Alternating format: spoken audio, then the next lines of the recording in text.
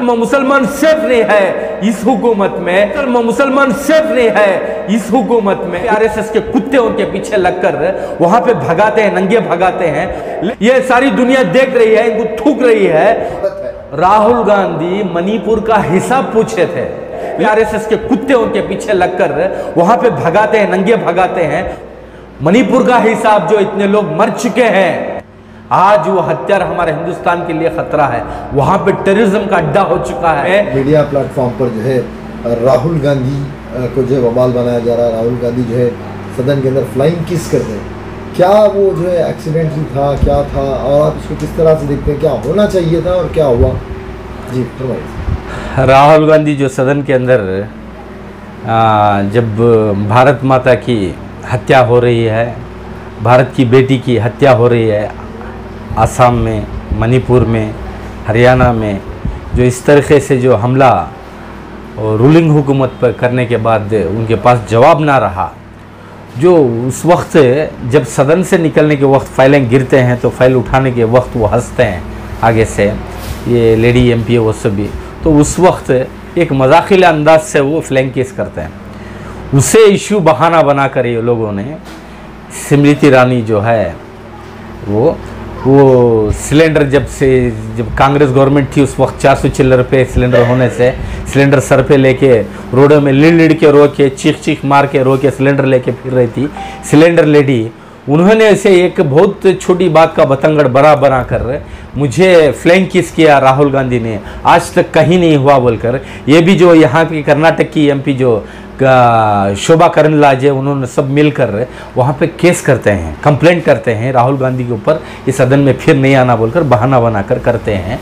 चलो फ्लैंक किस से इनको बुरी लगी, लेकिन मैं एक बात बोलना चाहता हूँ, मणिपुर के अंदर इन्हीं की गवर्नमेंट है, इन्हीं की हुकूमत है, इन्हीं का सीएम है, इन्हीं के एमपी है, इन्हीं की हुकूमत चल रही है। वहाँ पे आदिवासी और दूसरी जो कम्युनिटी है, यानी कि वो दो कम्युनिटियों में फसाद, अमित शाह जाके वहाँ पे स्पीच देने के बाद ये दोनों में फसाद होती है।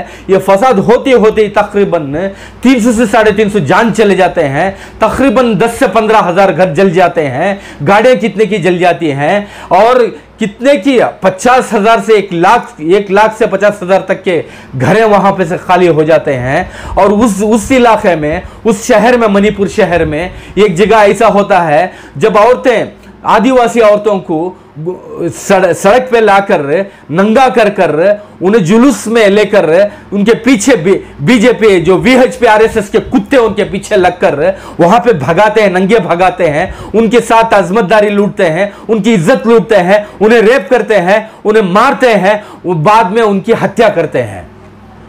ये जो महिला जो है सदन के अंदर जो बोली, मुझे फ्लैंक किस करने के बाद, उस वक्त ये स्मृति ईरानी जो है उस वक्त आवाज नहीं उठाती जब ये छोटा ये जो इशू हुआ है राहुल गांधी के साथ, इसको बात का बतंगड़ बनाते हैं। उस वक्त क्यों आवाज नहीं उठाए? क्यों बोले तो एक औरत है। राहुल गांधी मणिपुर का हिसाब पूछे थे। मणिपुर का हिसाब, जो इतने लोग मर चुके हैं, इतने घर बर्बाद हो चुके हैं, आग लगा चुके हैं, जल रहा है मणिपुर, उसका हिसाब दो, तुम्हारी हुकूमत ही कर रही है बोल के हिसाब पूछा ना, उसका जवाब फ्लैंक किस के लिए अपने ऊपर डालकर ये कर रहे हैं। शर्म आना इस स्मृति ईरानी और शोभा करंदलाजे को, वहां पे औरतों को नंगा करे, इनके दिलों में दर्द नहीं हुआ, इन्हें एक फ्लैंक किस से उतना असर कर दिया कि अजमतें लूटे जा रहे हैं। हजारों लड़कियों की अजमत लूट चुके हैं वहां पे, आदिवासियों के, दलितों के ऊपर जुल्म हो रहा है, उस पर परवाह नहीं है। जब सारी दुनिया इन पे थूक रही है, इनको पूछ रही है, उस वक्त ये क्या जवाब दे रहे हैं? कांग्रेस की गलतियां उठा कर बता रहे हैं, जो हमारे पीएम, कांग्रेस ऐसा करी, वैसा करी, कांग्रेस ने ऐसा कर दिया बोल के। लेकिन ये जवाब देना था मणिपुर में क्या हो रहा है बोल के। लेकिन मणिपुर का इश्यू दबाने के लिए क्या कर रहे हैं मालूम?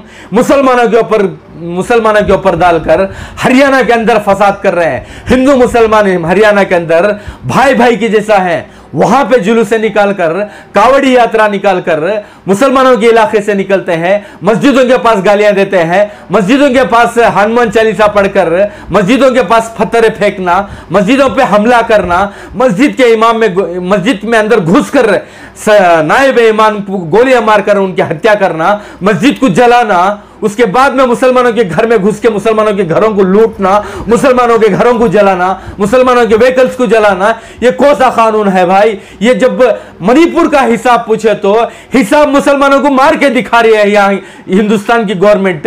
ये हमारे ऊपर मुसलमान सेफ नहीं है इस हुकूमत में, ये सारी दुनिया देख रही है, इनको थूक रही है। लेकिन मेवात के अंदर 80% मुसलमान रहने के बावजूद हमले होते हैं, सारी उनको हुकूमत सपोर्ट देती है, बीजेपी, आरएसएस, बजरंग दलों को पुलिस सपोर्ट करती है। जिस जगह से बच्चे छोटे पत्थर फेंकते हैं उस घर पे आके बुलडोजर चलाते हैं। 750 घरों के ऊपर बुलडोजर चलाकर हैं ये लोग।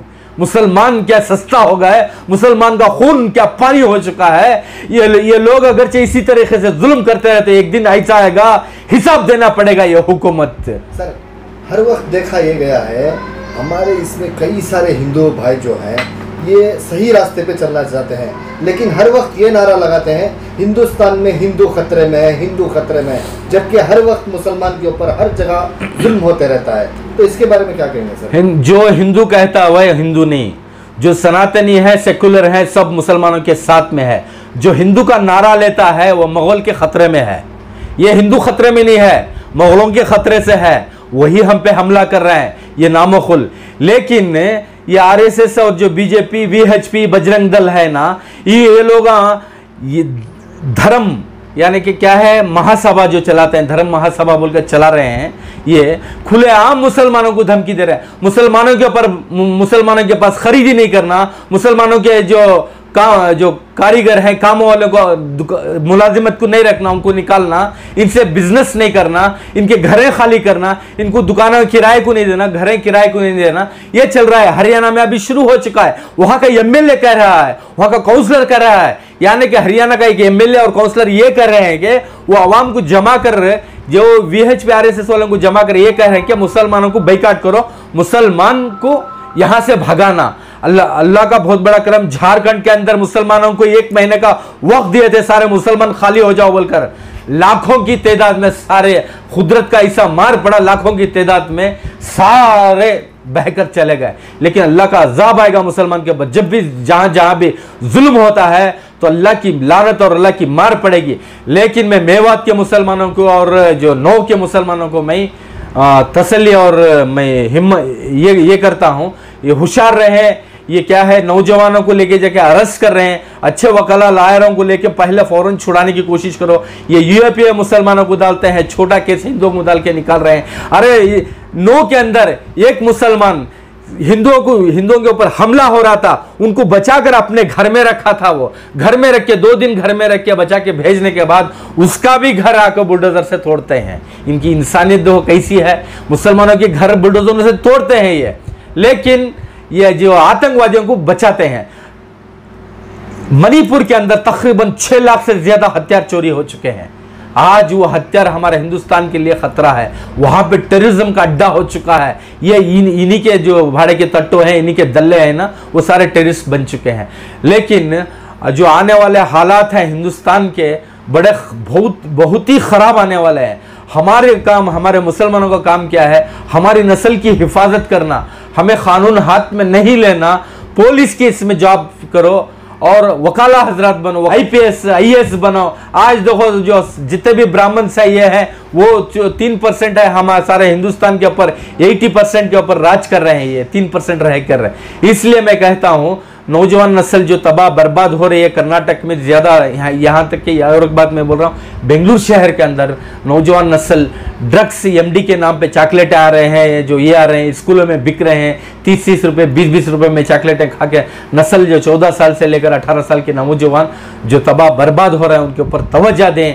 हमारे कौम के बच्चों के ऊपर बहुत ख्याल कर रहे हैं। ये लव जिहाद के ऊपर, जो लव जिहाद का नाम लेकर और जो मुसलमान जो औरत बच्चे हैं उन्हों को फंसा कर लेके जाके ये धर्म परिवर्तन करना, घर वापसी करना बोल के प्लान चल रहा है, इस पे बहुत तवज्जो दे।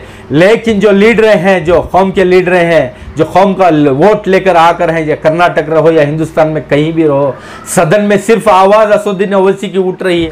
ओवैसी की आवाज पर मालूम हो रहा है क्या मुसलमानों पर जुल्म चल रहा है। अरे जितने एमपी मुसलमान और भी एमपी हैं, और एमएलए हैं, जहां भी हो, लोकसभा हो, राज्यसभा हो, सदन हो और पार्लियामेंट रहो या विधानसभा रहो, जब भी मुसलमानों के ऊपर जब जुल्म होता है तो आवाज उठाने में क्या है भाई, पूछने लगो। जब पूछेंगे तो उनके पास जवाब देने नहीं रहेगा, वो शर्मिंदा होंगे।